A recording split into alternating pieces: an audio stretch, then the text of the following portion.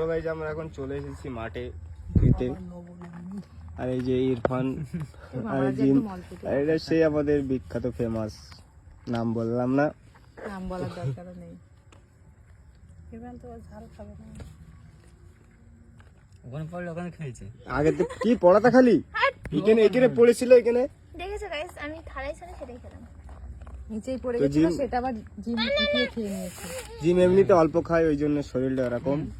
আর ইরফান বেশি খায় বলে শরীরটা আরো ভালো। আর এটা সবিয়া, এতটুকু সবিয়া খায়। ইয়েস, আমি অতটুকুই খাই। খালাটা সত্য, আমি অদ্ভুত জাত। আর ওই যে জিমের বন্ধু চলে এসেছে ওই পাশে দুটো। ভাইপো বন্ধুরাও চলে আসবে। কালোটা ভাইপো কি বলে দেখো। তো আমরা এখন জঙ্গলের ভিতরে বসে আছি একদম। সুবীরা শুভঙ্কর। কোনটা? ওটা হলো ইরফানের বন্ধু। না, সবের দে। তোর মতন দেখ। হ্যাঁ ঠিক।